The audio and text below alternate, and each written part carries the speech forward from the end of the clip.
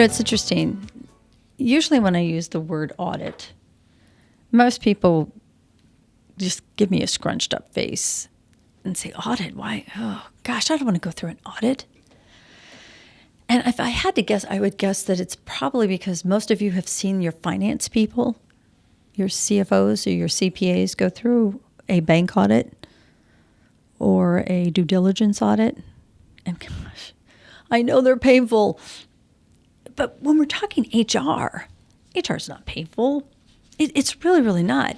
And I just gave a course this morning on basic HR, and I wrapped up the entire workshop with a list of audits that I recommend.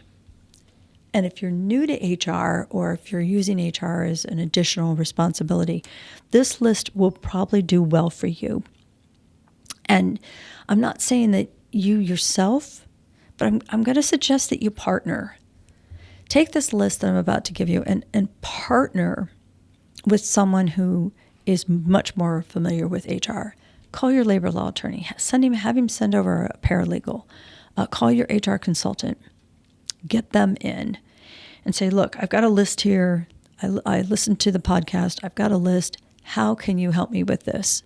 Because I want to make sure that I'm compliant. So here we go. Just basic fundamental audits consist of reviewing your personnel files. Now, what are we looking for when we go into personnel files? I want you to hone in on all the material that's in that file. I don't care how old it is. The Department of Labor requires that you know 14 pieces of information on every employee. And a portion of those 14 are in that personnel file. Now, most likely you've got them. But divisions of the Department of Labor also do not want certain information in that personnel file. So going through there and determining yes, no, clean that personnel file out and make sure that everything that's in there is truly compliant. And yes, that may mean that you have to create another file. But in all truthfulness, I tell my clients, you could theoretically end up with 5 different files on any one employee. The personnel file, the file or the binder that you have the I-9 in, medical file, because all medical information should be separate. You could have a training file, because training is material certifications, licensures, certificates. None of that is confidential. So that literally could be in a file where the employee can get to it. And my IT guys is a perfect example. They keep everything electronic. But let's go back to my pharmaceutical companies. I had pharmaceutical companies, and those individuals were constantly updating. They're constantly getting CEUs. They're constantly doing continuing education to maintain their expertise. And I kept a huge file at the end of the hallway where they could just go in and put things in their own file of training. And then when we got audited by a client, a company that we were doing research for, the client could just go right over and pull the file and see all the different certifications, all the different dates. It wasn't confidential. The 5th file you might possibly have would be workers' comp. Workers' comp claims have to be completely separate from medical files because they're 2 different entities. And remember, some workers' comp claims and files, paperwork, has to be retained for up to 30 years if it has anything to do with hazardous materials. So auditing your personnel file is a really great place to start. Then let's talk about your I-9s. Everyone knows that those are extremely rigid. They're completely controlled. They're so specific, and we've had 2 shows on this already. Those are really sensitive documents. Have someone professional. Don't ask your coordinator or someone there in the office to come in and look at them. Bring in an outside party to look at those I-9s, an expert who can see what you might have missed. And I would do it at least once a year. I mean, you can do that virtually if you need, but I-9s are definitely one of the things that you don't want to overlook when it comes to audits. I also strongly recommend do an audit on the Fair Labor Standard Act. Do an audit to verify that you're paying your employees correctly from the exempt versus non-exempt perspective. Are you classifying your individuals correctly? Fair Labor Standard Act also covers 1099s versus W-2. Are you classifying your independent contractors correctly?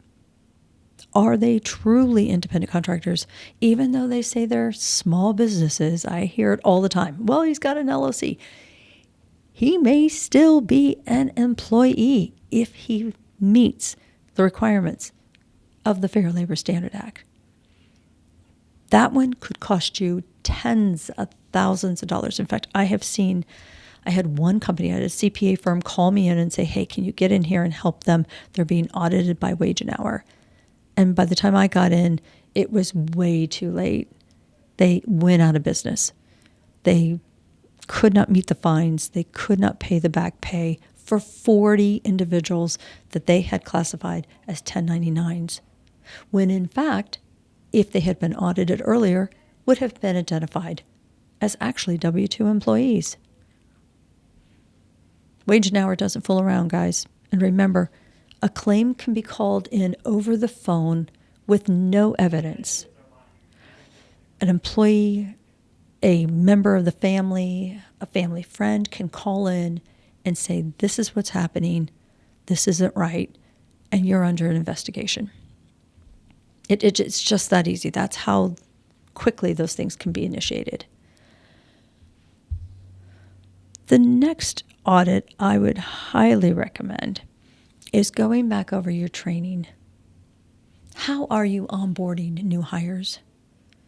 Are you actually walking them through and showing them the exits? Are you talking to them about the emergency response plan? Are you telling them when the work week is versus the pay period? Are you explaining to them how to report an absence? Are you telling them how to report a work-related injury?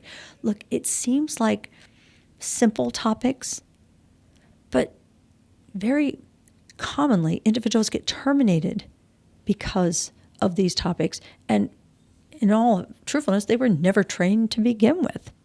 And if you're talking about from a safety perspective, if you're not training on the safety topics, that is an audit that, oh my gosh, you definitely want to be doing yourself or having someone come in from a third party to do prior to the OSHA coming in and doing it on their terms.